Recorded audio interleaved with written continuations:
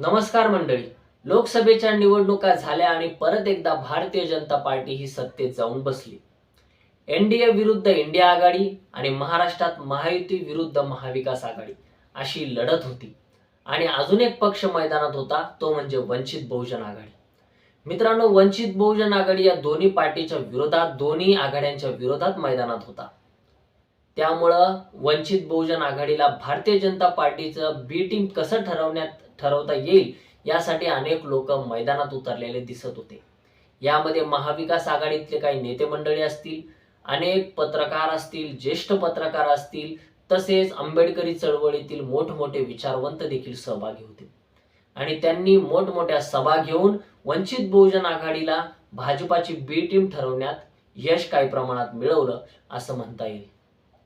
मित्रांनो, वंचित बहुजन आघाडी खरंच भारतीय जनता पार्टीची बी टीम आहे का, असं जर मला तुम्ही विचारलं तर मी म्हणेन नाही. यामागचं कारणही तसंच आहे. वंचित बहुजन आघाडी ही प्रस्थापित राजकारण्यांच्या विरोधात आहे, घराणेशाहीच्या राजकारणाच्या विरोधात आहे. तुमचे अनेक वर्षांपासून लागेबंदी असलेले लोक राजकारणात आहेत. तुमचे काका, मामा, आजोबा सगळेचे सगळे आमदार, खासदार आहेत. असे प्रस्थापित लोकांपासून सत्ता खेचून आणून सामान्य लोकांकडे सत्ता कशी देता येईल यासाठी वंचित बहुजन आघाडी प्रयत्न करताना दिसते. सत्ता एका जातीसाठी मर्यादित न राहता सत्ता वेगवेगळ्या जातींमध्ये विभागली गेली पाहिजे. ज्या जातींना प्रतिनिधित्व मिळालं नाही आतापर्यंत, त्या जातीपर्यंत सत्ता गेली पाहिजे. ती छोट्यातली छोटी जात का असेना, त्यांच्यापर्यंत सत्ता कशी जाईल यासाठी वंचित बहुजन आघाडी प्रयत्न करताना दिसते. परंतु वंचितला बी टीम का बरं ठरवण्यात येत आहे? आंबेडकरी चळवळीतले विचारवंत असतील, ज्येष्ठ पत्रकार असतील, निखिल वागळे यांचे हे देखील आघाडीवर आहेत. सगळ्यात जास्त आघाडीवर जर कोणी असेल महाराष्ट्रामध्ये वंचितला बी टीम ठरवण्यात, तर निखिल वागळे या आहेत. त्यांनी अनेक व्हिडिओ लोकसभेला वंचित बहुजन आघाडीला बी टीम का म्हणू नये यासाठी बनवले. ते महाविकास आघाडी सोबत जाणारच नाही असं त्यांचं ठाम मत होतं. त्यांचं भाजपासोबत सौदेबाजी झाली असे देखील निखिल वागळे यांनी आरोप केलेत. मित्रांनो, हे आरोप खोटे आहेत असं मला वाटतंय. वंचित बहुजन आघाडी भारतीय जनता पार्टीच्या विचारधारेच्या विरोधात आहे. तसेच महाविकास आघाडीमध्ये जे प्रस्थापित राजकारण आहे, प्रस्थापित लोकांचं, त्याच्या विरोधात आहे. त्यामुळे या दोन्ही आघाड्यांसोबत वंचित बहुजन आघाडीचं जमत नसावं असंच मला वाटतंय. वेगवेगळ्या जातींना प्रतिनिधित्व देऊन जे लोक विस्थापित आहेत, असा विस्थापितांची मूठ बांधून वंचित बहुजन आघाडी आपलं राजकारण करू पाहते.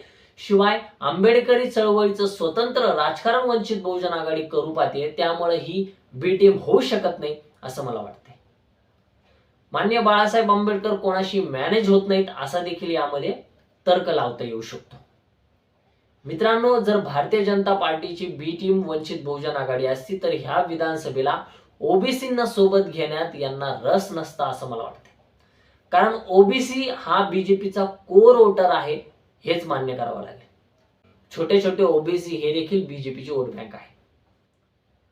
आणि त्या ओबीसींना वंचित बहुजन आघाडी स्वतःकडे जर वळवण्याचा प्रयत्न करते, तर वंचित बहुजन आघाडी आपण बी टीम कसं म्हणू शकतो? आरक्षणवादी असणाऱ्या लोकांना वंचित बहुजन आघाडी सोबत घेण्याचा प्रयत्न करते. दलितांना, मुस्लिमांना आणि खास करून ओबीसींना जर सोबत घेण्याचा प्रयत्न करते, तर आपण वंचित बहुजन आघाडीला बी टीम म्हणू शकत नाही. महाराष्ट्रातला सगळ्यात मोठा समजला जाणारा सध्या समाज जो आहे तो म्हणजे मराठा. सगळ्यात जास्त लोकसंख्या आहे मराठा समाजाची. सगळ्यात जास्त आमदार, खासदार मराठा समाजाचे महाराष्ट्रात आहेत. त्या मराठा समाजाला डावलून ओबीसीचं राजकारण वंचित बहुजन आघाडी करते. त्यामुळे वंचित बहुजन आघाडी बी टीम होऊ शकत नाही हे यावरून सिद्ध होते. स्वतंत्र आंबेडकरी चळवळीचं राजकारण करू पाहते. जे लोक विस्थापित आहेत त्यांची मूठ बांधू पाहते. ज्या लोकांना प्रतिनिधित्व आतापर्यंत भेटलं नाही, तृतीयपंथी शमीबा पाटील यांना उमेदवारी दिली रावेरमधून, इतिहास घडलाय महाराष्ट्रात. अशी वंचित बहुजन आघाडी बी टीम होऊ शकत नाही. स्वतःच्या अस्तित्वासाठी झगडत आहे. आंबेडकरी चळवळीचं स्वतंत्र राजकारण उभे करण्यासाठी झगडत आहे. विस्थापितांना सोबत आणण्यासाठी झगडत आहे. संघर्ष करून आपला पक्ष उभा करून ज्या लोकांना राजकारणात आतापर्यंत डावलण्यात आलाय त्या लोकांना सोबत घेऊन सत्तेत बसवण्यासाठी वंचित बहुजन आघाडी आपलं काम करते असंच मला वाटतंय. अलीकडे मित्रांनो, वंचित बहुजन आघाडीने महाराष्ट्रातील आंबेडकरी चळवळीतील विचारवंत, ज्येष्ठ पत्रकार, तसेच ॲडव्होकेट यांच्या विरुद्ध आंदोलनं केली. आंदोलन करण्यामागचा उद्देश असा होता की अमेरिकेमध्ये काही दिवसांपूर्वी राहुल गांधी यांनी एक वक्तव्य केलं की भारतामध्ये जेव्हा फेअर प्लेस येईल त्यावेळेस आम्ही आरक्षण रद्द करू. त्यामुळे वंचित बहुजन आघाडीचं असं म्हणणं आहे की तुम्ही लोकांकडे मतदान मागितलं की तुम्हाला जर आरक्षण वाचवायचं असेल, तुम्हाला जर संविधान वाचवायचं असेल तर तुम्ही इंडिया आघाडी, काँग्रेसला, महाविकास आघाडीलाच मतदान केलं पाहिजे. ही तुम्ही चुकी केलेली आहे. ही महाविकास आघाडी, इंडिया आघाडी, काँग्रेस आरक्षण विरोधी, संविधान विरोधी आहे. यांचं प्रस्थापित राजकारण चालवायचं आहे, यांची घराणेशाही चालवायची आहे. तुम्ही खूप मोठी चूक केली असं वंचित बहुजन आघाडीचं म्हणणं आहे. त्यामुळे तुम्ही माफी मागितली पाहिजे आणि तुम्ही राहुल गांधी, इंडिया आघाडीच्या नेत्यांना देखील माफी मागायला सांगितली पाहिजे असं वंचित बहुजन आघाडीचं म्हणणं आहे. त्यामुळे यांच्या विरुद्ध वंचित बहुजन आघाडीने आंदोलन पुकारलं. मित्रांनो, तुम्हाला काय वाटतं की वंचित बहुजन आघाडीची ही जी काही भूमिका आहे यावरून वंचित बहुजन आघाडी तुम्हाला भाजपाची बी टीम वाटते का? वंचित बहुजन आघाडीचं जे ट्रोलिंग होतंय ते योग्य आहे का?